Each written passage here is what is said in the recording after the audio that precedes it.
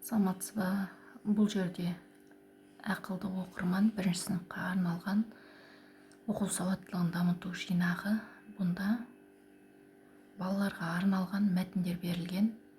Мәтін берілген, оның астында жаңа суреті, одан кейін сұрақтары берілген.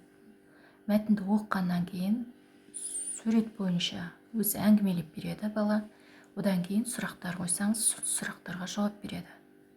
Бұл бірінші сыныпқа арналған. Бұл жерде 25 мәтін орналастырылған.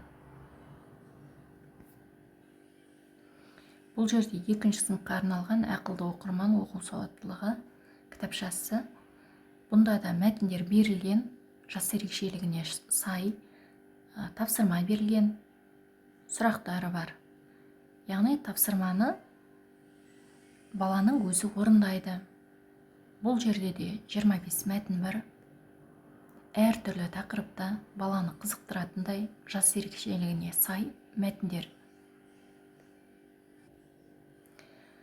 Ақылды оқырман 3-ші сыныпқа арналған кітапшада бұл жерде де ата-анаға, оқушыларға арналған жазба орналастырылған, одан кейін мәтіндер бар.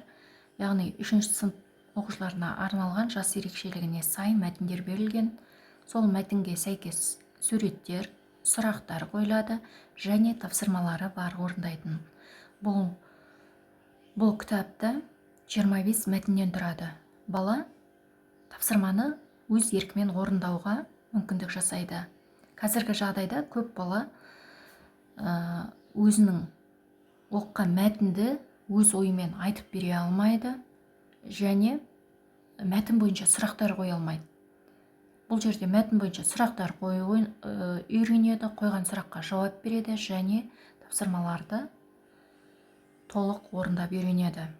Бұл мәтінде 25 мәтіннен тұрады.